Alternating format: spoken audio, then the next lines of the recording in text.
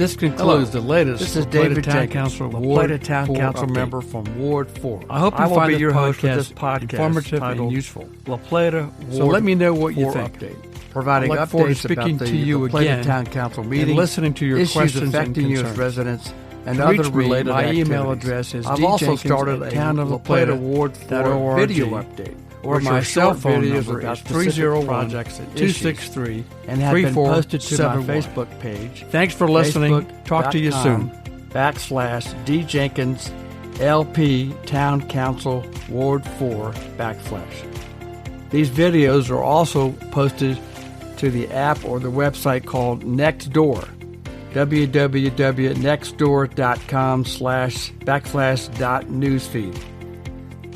A little background: the Town Council has their work sessions each month on the second and third Tuesday, and then we have our business meeting on the fourth Tuesday. All meetings start at 6 p.m., and now the Town Council work sessions and business meetings are now hybrid. That is, you can attend in person or virtually. Each agenda provides a link to attend virtually using the Microsoft Teams platform. Meeting agendas can be accessed to the town website, www.townlaplata.org. And please note, all meetings are recorded, so you can view them later at your leisure.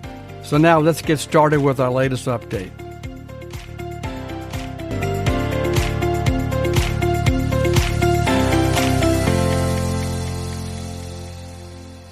Hi, and welcome again to this latest episode of La Plata Ward 4 Update podcast. This is David Jenkins, La Plata Town Council member from Ward 4, and your host for this podcast. This episode will provide information about our last several town council meetings.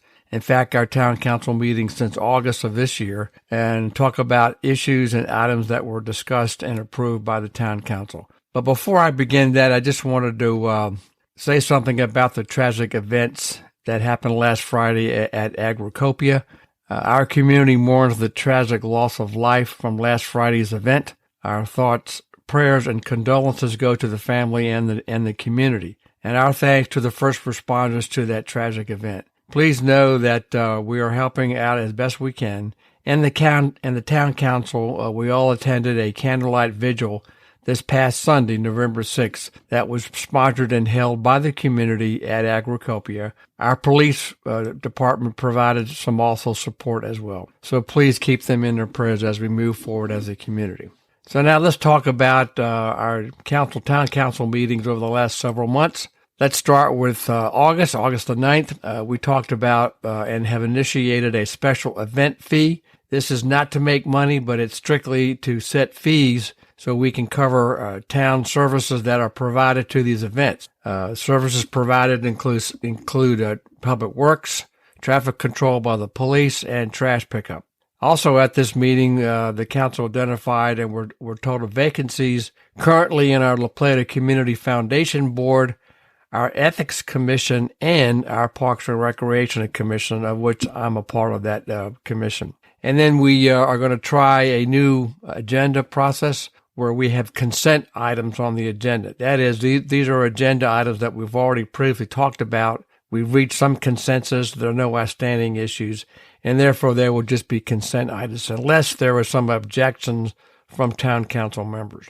Let's move on to August the 16th. The major item on this agenda was the developers for the Hawthorne Yards annexation. They requested that their application be deferred for any further decisions or proceedings until they resolve some legal issues, specifically that if approved, it would create what we call an enclave. That is, they would be surrounded by county property. And again, I would also urge, and please understand, this has not been approved. And again, it's still in limbo as a developer has requested a pause in any decisions until they figure out this legal issue. Let's move on to our business meeting in August the 23rd. Now, at the business meetings, we received department reports from our La Plata Police Department, our Planning Department, Public Works and Operations, and then our Legislative Services Office. So these reports are available for viewing and are part of the agenda package. Also at this business meeting, we received a notice from the developers of the annexation called The Hub. They also have requested that any further decision be deferred until, again, they also resolve certain legal issues, again, the issue of an enclave. So, again, both annexation requests are currently in limbo until they figure out these legal issues. Now, also at our business meetings, which again are the fourth Tuesday each month, each council member presents a brief summary of their participation in the various commissions they are on. For instance, Councilman Goldsmith is on the Historic Preservation Commission. Councilman Trollinger is on the Keep La Plata Beautiful Committee. Councilwoman Bryant Ward is a member of the Planning Commission. And myself, I'm a member of the Parks and Recreation Commission. So if we've met the previous month, we provide a summary of those meetings. And again, these various commissions, those agendas are also available on our website. Let's move into September. September 13th, we passed legislation that would allow the town to move forward to work on a stormwater management pond rehab for various projects in the town. This was approved, and this is part of our American Rescue Plan funding budget. And we need to do this, and also in order to meet the Maryland Department of the Environment requirements regarding state water management annual report and annual activities. We also got a report on the status of our process in hiring a director of human resources. As part of our FY23, which is our current budget, we authorized this new position. So we've authorized a search firm to start and find that person. Also, during this September 13th meeting, we received, at my request, a briefing from an organization called Complete Streets from Smart Growth America to talk about their program to make streets more safe and traffic calming opportunities. This particular Complete Streets program is consistent or would be consistent with our comp plan goal to make La Plata a more walkable and pedestrian-friendly area, but also as a way to perhaps look at techniques so we can look at speed reduction in our neighborhoods. Also at the September 13th meeting, we received an analysis from the La Plata Police Department on various retirement options with their recommendations. So those recommendations and plans have been forwarded to our town finance department to review and analyze the impact on future budgets. So we hope to come back shortly with a recommendation upon which then we can take action. And frankly, I hope we do that before our next budget process, which starts in January for FY24. Let's move on to September 20th. We have an update from our Creative Crosswalk project. There is a request to do a pilot project in Firehouse Alley, which is behind the Pizza Hotline area. And so we're looking at maybe using it as a pilot project to see how that works when we paint sidewalks or paint crosswalks for pedestrian safety. We also received an update and authorization to initiate a contract through to Public Works to paint and also maintain our fire hydrants. And then we also authorized purchase of two pumps for the Mary Ball Sewage Pumping Station. We're purchasing two because it's a better price on this contract, and also this avoids any delays in the supply chain for getting parts and also the pumps. Now let's move on to September 27th. Again, this was our September business meeting. So again, we get the department reports from La Plata Police, Planning Department, Public Works Operation, and Legislative Services. We had the pleasure at this business meeting to swear in a new La Plata Police Department officer. We also had a public hearing on steeplechase. And again, that's a public hearing process.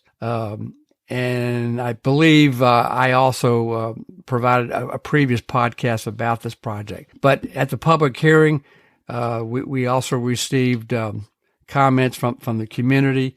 The hearing was closed, and then there was a vote to keep the record open for additional comments. That motion, it passed that they would not keep the record open. I voted against that as I wanted to keep the record open for a little longer to receive any additional public comments. After that vote, there was a vote to approve the amended Master Site Development Plan with no conditions. That motion was passed. I oppose that approval, or I oppose that approval. And I would again refer you to my previous episode it's called Steeplechase, What Happened? That was posted on my as a podcast on September the 28th of 2022. Also, during this same business meeting on September 27th, we approved our town strategic plan with revisions, and again, that was the subject of a previous podcast. We authorized the purchase of 2 trash trucks, again, 2 so we could save some funding, but also because of the supply chain issues, we wanted to be prudent and utilize the funds as quickly as we could to purchase these needed trash trucks. We also provided or approved appointments to the La Plata Community Foundation, which is a 501c3 nonprofit. And again, we had commissioned reports from the Historic Preservation Commission by Councilman Goldsmith. Councilman Trollinger reported on Keep La Plata Beautiful. And Councilwoman Bryant Warden talked about actions from the Planning Commission. Now let's move into October. October 4th was a special meeting, and this was a joint meeting convened by the Planning Commission and invited us at the Town Council to attend as well. So this was a joint meeting. This joint meeting focused on transportation projects and initiatives and updates, which was provided by Mead Hunt, which is the town transportation and traffic consultants that we have on call. They talked about a number of items that are going to help us support the comp plan and to implement a walkable La Plata. Now, this includes an update to the radio station road walkway, which again was the subject of a previous podcast. That design process is on schedule, and we hope to get back final state design approval sometime late this year or early in 2023. The consultant also talked about working with the county to perhaps fund and build sidewalks on Washington Avenue. But again, note that is a county road, so we have to coordinate with the county on that process. But those discussions and that coordination has started. The consultant then further talked about Charles Street pedestrian beacons. This is a state highway project. It changed a little bit in scope in that the state will pay for half of it and the town pays for the remaining half. And we hope to see those installation of those pedestrian beacons in the spring of next year, the spring of 2023. We also wanted to report that Charles Street, which is a state highway, has obtained, or at least it's in the state's draft consolidated transportation plan for FY 23 through 28, $11.6 million to improve Charles Street with streetscape and other improvements from this intersection with US 301 all the way to Willow Lane. So we'll be initiating discussions with State Highway as to what that is and what our desires as a town would be to improve Charles Street. Also, the consultant is working with the planning staff to develop an adequate public facilities ordinance. And then finally, they're working with the staff to do a transportation study or analysis for our southwest quadrant, where Steeplechase and existing communities located, and some other new developments, one's called Stagecoach and Southtown Center developments. This is an effort to coordinate traffic within external and external traffic and how they gain multiple access to 301. So stay tuned for that one as well. Later in October 11th, the La Plata Police Department received their certification as a professional police force again. This is required every couple of years. They successfully are certified again as a professional police force, meeting certain nationwide standards for training, personnel, and other factors. We also talked about a possible new La Plata Police Department headquarters.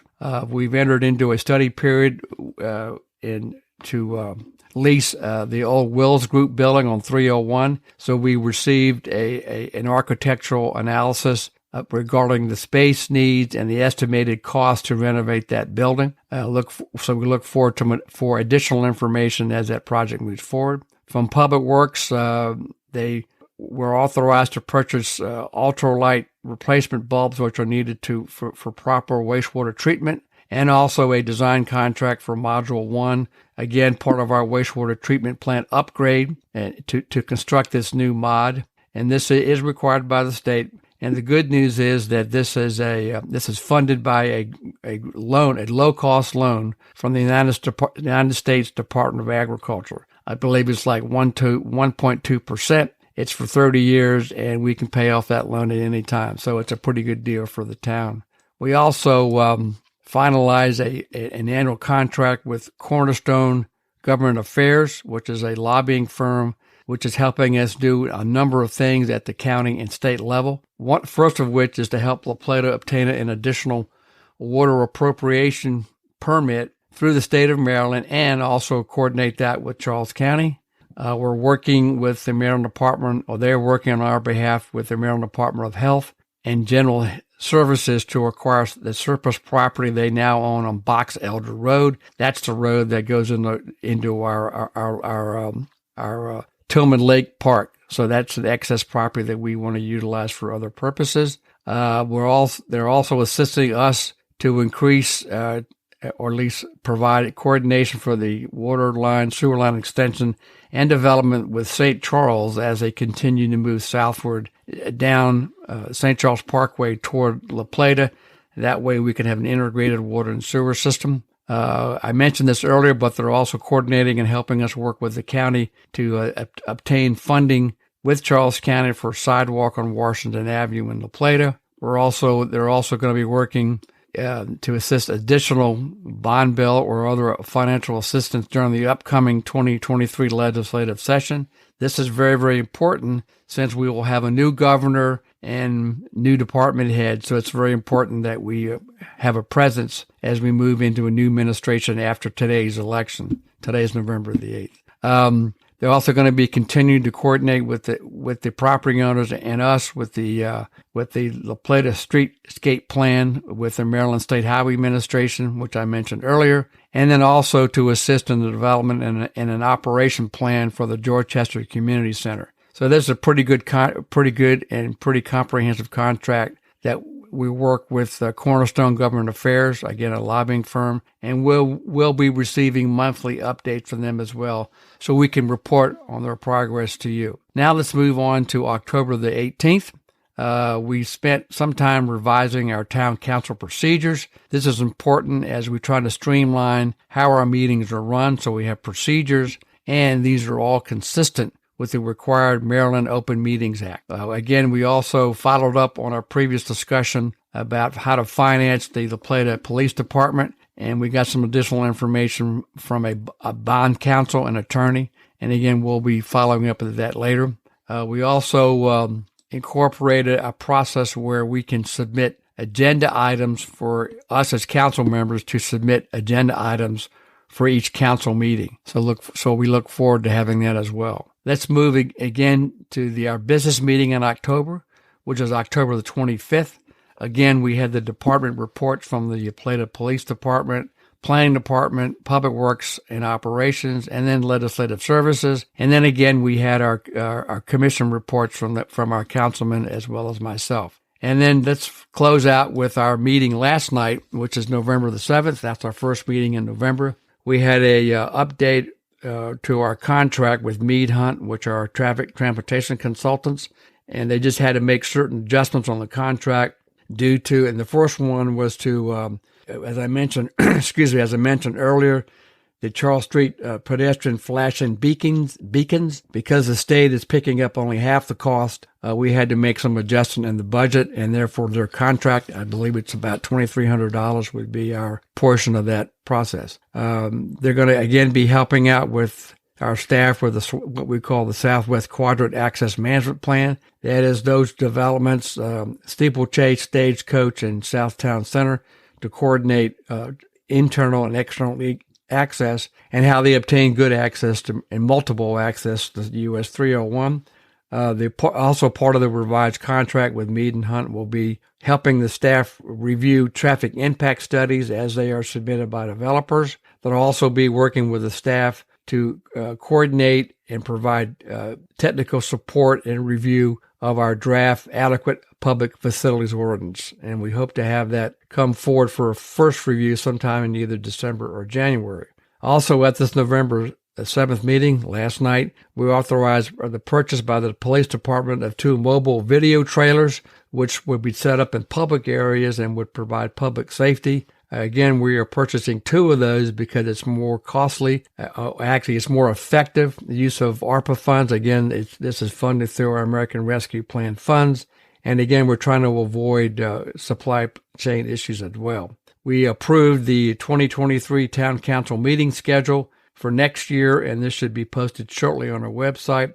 And then we reviewed 5 agenda item requests that I submitted. The first one was to have an update from our planning director of the implementation process for our 2020 comprehensive plan. How are we doing in implementing and moving forward with those goals and policy objectives? The second agenda request to have a cybersecurity briefing or update from our town IT consultant and how we're dealing with possible threats to our IT or our computer infrastructure. The third request was to have an update briefing from Dorchester Community Center on how they're planning their operations and also planning for expansion given their funding from both the state and the county and then as us as well. We also will be, the fourth agenda request was to have an update or briefing about what we plan to do or what we can do to go from a Main Street affiliate to a full member.